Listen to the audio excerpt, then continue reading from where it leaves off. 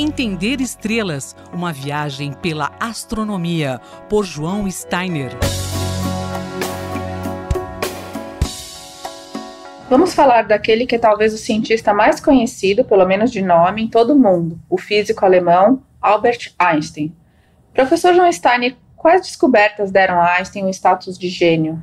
Bom, eu diria que dos muitos trabalhos científicos de enorme relevância, o que deu a maior visibilidade para ele foram as teorias da relatividade, né? Existem duas teorias, a chamada teoria da relatividade especial, que ele publicou no ano de 1905, quando ele tinha apenas 25 anos, e a outra é a teoria da relatividade geral, que ele apresentou pela primeira vez na Academia de Berlim, em novembro de 1915, portanto, há um pouco mais de 100 anos atrás, né? Essa teoria, ela revolucionou a teoria newtoniana da gravitação. Ela propôs uma nova teoria para a gravitação que é muito mais sofisticada do que a teoria newtoniana. Mas ela não derruba. Ela não derruba a teoria newtoniana. A diferença entre as duas só é visível quando o campo gravitacional é extremamente intenso ou os espaços são muito grandes, né? E é por isso que a teoria da relatividade geral, a teoria da gravitação de Einstein, ela é muito importante na astronomia.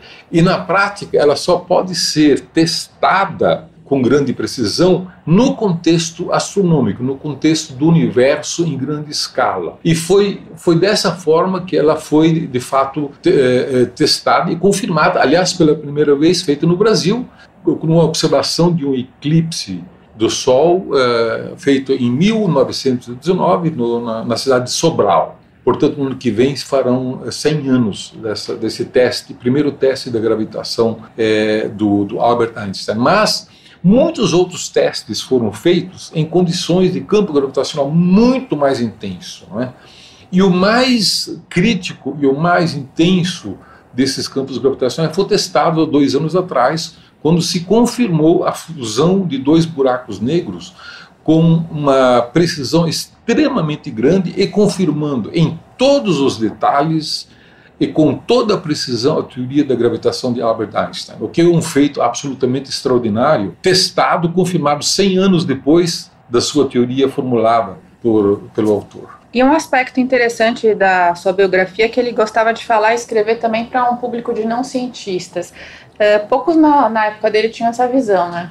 Poucos tinham essa visão e talvez poucos também tivessem colocado uma teoria tão enigmática para o grande público, né? Então ele evidentemente era muito solicitado a explicar essas teorias tão fora do senso comum. A teoria da relatividade, ela se chama relativa porque ela relativiza o espaço e o tempo, de uma certa maneira dizendo que o espaço e o tempo são 2 faces da mesma moeda. E isso não é muito de acordo com o bom senso, com o senso comum, não é uma coisa que corresponde à nossa vida cotidiana. Então ele era muito solicitado a dar essas explicações e acabou então, digamos, se tornando um divulgador dessa teoria, né? O professor João Steiner, colunista da Rádio USP, conversou com Luísa Caires. Entender estrelas, uma viagem pela astronomia, por João Steiner.